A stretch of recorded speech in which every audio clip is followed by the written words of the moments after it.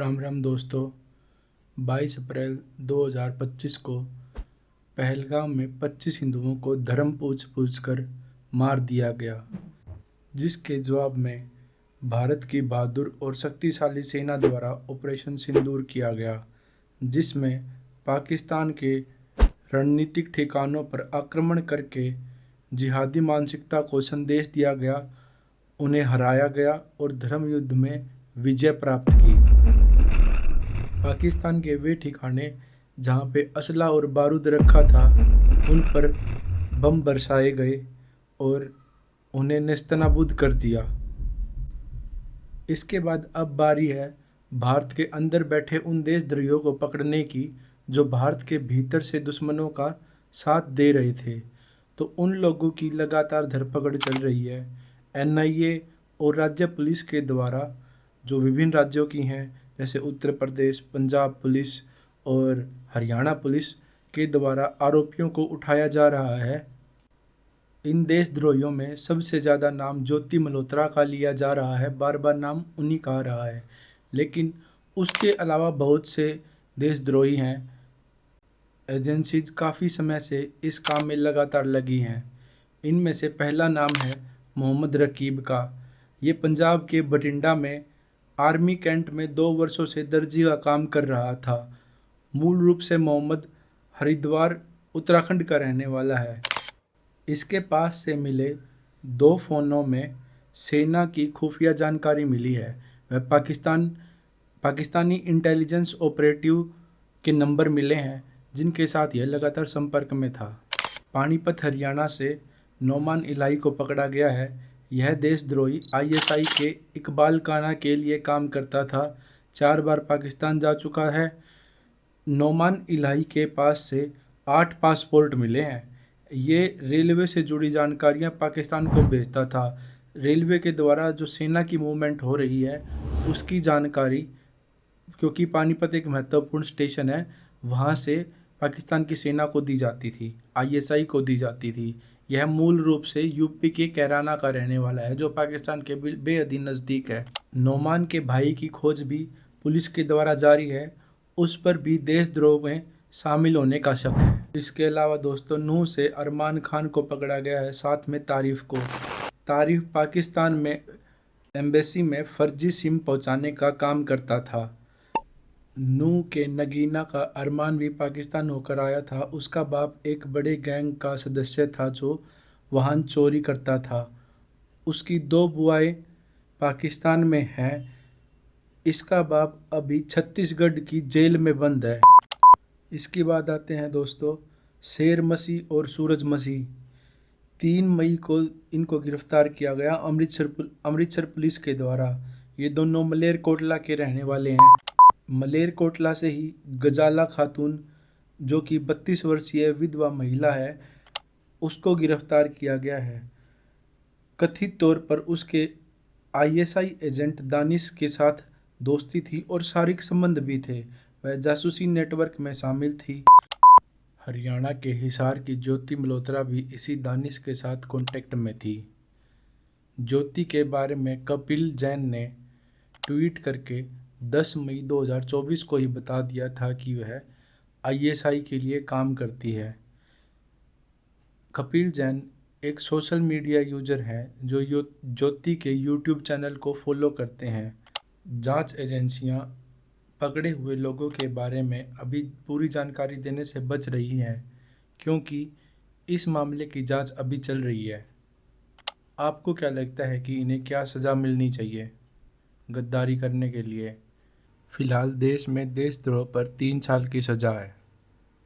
Operation सिंदूर के बाद अब तक देश में 14 लोगों की गिरफ्तारी हो चुकी है, जिनके नाम आप स्क्रीन पर पढ़ सकते हैं। हरियाणा के नूह से गिरफ्तार तारीफ की वीडियो देखें। पकड़े जाने के बाद वो बता रहा है कि कैसे उसने गद्दारी की। मेरा नाम तारीफ है, son of Hanif, village Kanger का, तहसील तावड़ू नूह। मैं 2018 में पाकिस्तान एम्बेसी गया था अपने वीज़ा के लिए। तो वहाँ मेरा नंबर आया था काउंटर नंबर 1 पे। वहाँ था आसिफ बलोच, पाकिस्तान का अफसर जो है, उसने मेरा इंटरव्यू लिया।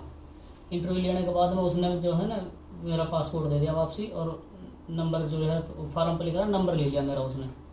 उसने कहा कि मैं तुझे फ़ोन पर बताऊंगा और फिर आना, फिर वीज़ा दूंगा, इतने वीज़ा मिलेगा ना। फिर मैं घर आ गया। घर आने के बाद उसका 3-4 दिन बाद उसका कॉल आई मेरे पास। उसने कहा मुझसे कि ऐसा कर, तो वीज़ा चाहिए? मैंने कहा हाँ चाहिए। तो एक काम कर, तो मुझे 2 सिम ला के दे और बदले में अपना वीज़ा ले जा। मैं चल ठीक है। तो मैंने फिर कहीं से नूह से सिम ली 2, और 2 सिम लेने के बाद में फिर मैं उधर पाकिस्तान एम्बेसी गया।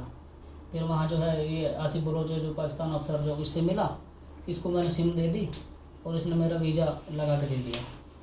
तो मैं फिर वहाँ से आ गया। आने के बाद में फिर नंबर तो उसके पास था ही मेरा। मैं फिर पाकिस्तान चला गया। 10-15 दिन रुक के घर पे मैं पाकिस्तान चला गया। पाकिस्तान से जब मैं आया वापसी, तो उसकी मेरे पास कॉल आई दोबारा आने के बाद में। तो वो बोला कि काम करना है तुझे, वीज़े के लिए जो कोई बंदा रहे ना, तो उससे किसी से 8,000-10,000 ऐसे पैसा कहे करे और बंदा भेज दे करे। आधा पैसा तो ले लेकर, आधा मैं लेकर करूँगा, और दोनों का मांगा पैसा। मैंने कि ठीक है। फिर 8-10 बंदा भेजा हमने, दोनों ने आधा पैसा कर लिया हमने। फिर 2021 में फिर मैं दोबारा गया वीज़ा के लिए। तो जब बंदे को वीज़ा लगवाया तो उसने उसके बदले मुझे दोबारा वीज़ा दे दिया। उसके बदले में फिर मैं वीज़ा लेकर आ गया। मैं घर पर रुका 10-15 दिन।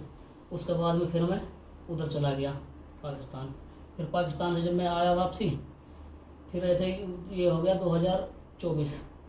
2024 में उसने मुझे कॉल करी कि तुझे एक काम है और एम्बेसी आना पड़ेगा।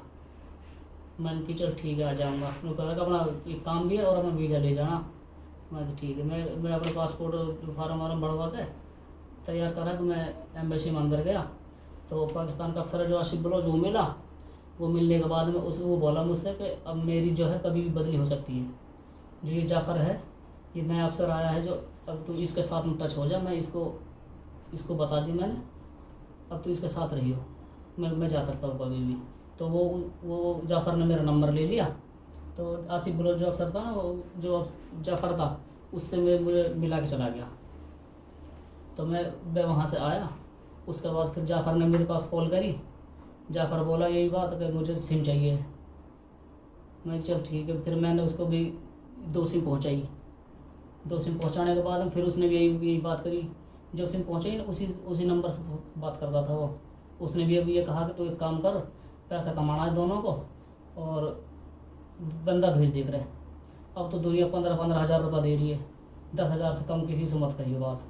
आधा तो ले लियो, आधा मैं ले लूँगा। दोनों पैसा कमाऊँगा। मैं चल ठीक है। उसके बाद में फिर उसके पास भी मैंने 4-5 बंदा भेजा। फिर वो तीसरी बार उससे भी वीज़ा ले लिया मैंने। तीसरी बार वीज़ा ले लिया, मैं वहाँ से आ गया वीज़ा ले गए। फिर मैं पाकिस्तान चला गया। पाकिस्तान जाने के बाद में तीसरी बार फिर मैं वहाँ से जब आया ना, 3 आने के बाद फिर उसके जब मेरे पास बाद में कॉल आई, फिर उसने कहा कि अब तो है जो सिम से काम नहीं चलेगा, अब तो वीज़ा नहीं लगेगा तेरा। जब मैं वीज़ा के लिए गया तो अब तो कुछ हमारे लिए कुछ करना पड़ेगा और उसके लिए हम तुझे लाखों रुपये देंगे, जहाँ भेजेंगे वहाँ जा सकता है। अब मैंने वहाँ तो उनके सामने हाँ भर ली। फिर ठीक है, जैसे कहा मैं वहाँ चला जाऊँगा। उसने कहा कि सिरसा जाना है और एयरफोर्स से जो उसके बारे में उसकी फ़ोटो वीडियो कुछ हमें देनी पड़ेगी। मैं कि ठीक है। फिर मैं वहाँ से आ गया।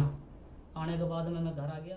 रिसाला 27 फरवरी को पाकिस्तान हाई कमीशन में पाकिस्तान का वीज़ा लेने के लिए गई। वहाँ मुझे हाई कमीशन का एक बंदा मेरा, जिसका नाम दानिश एहसान रहीम है, उसने मेरे से मेरा नंबर मांगा और नंबर चेंज किया। और जब मैं घर पहुंची, उसने मेरे साथ बात की।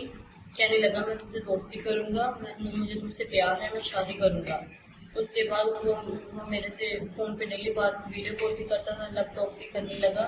फिर उसने मुझे 10,000 रुपये डाले यामिन के नाम से। फिर उसने मुझे 20,000 डाले सलीम खान के नाम से और बोला ये 10,000 रुपये तुम रख लेना, ये 10,000 रुपये संभाल के रखना, जब मैं कहूँगा जब उसको डालना, जब मैं कोई QR भेजूँ डाल देना।